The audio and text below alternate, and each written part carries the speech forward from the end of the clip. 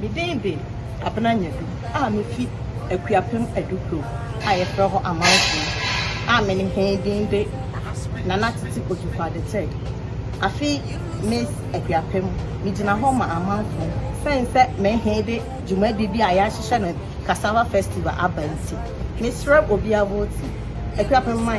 manfe mampon okakajo amanfo adukro Miss Ram obia nto abanema no na me fa mo ko amanfo ahidie na me ko kyerem senia anchen efon fasotie medamasi yo abusafo makwaba ababiado food joint baby oba the customers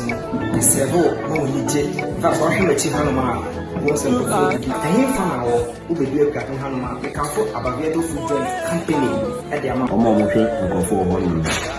ndenya ho adaje aservo kama pizza every cakes fried rice, jollof rice. Yes, cake, burger bread, rice and stew.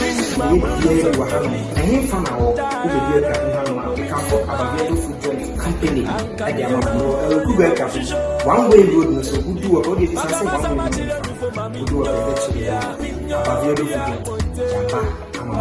Shesha Abaviado Food Company Limited. Ewo Ukuga Akuapem New Road Niso. Obetumi afre ewa ahomatrofo yeso 0552 424227 ana 059130647 eteki order BRB ema engagement o program bi a wo ye bia Abaviado Food Company Limited yaba amawame.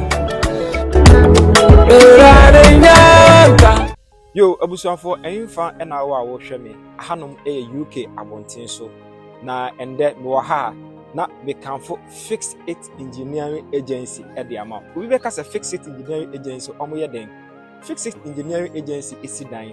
architectural drawings, finishing works, building constructions, mechanical, electronical, engineering consultancy, plumbing service, any eniyama bebre a efa adan ni ensase ho se wo dan atochima se ebia baby why problem be wo dan ho bia we can for Fix It Engineering Agency Fix It Engineering Agency for numbers na we screen as na eni ending kita ho and Fix It Engineering and Constructions ending kita ho e wan mo atofo yeso 0240506489 anase obetimi a WhatsApp ye afa ye UK number yeso +447 90405202 Fix It Engineering and Constructions and we will fix it for you. Akuapem TV be also hang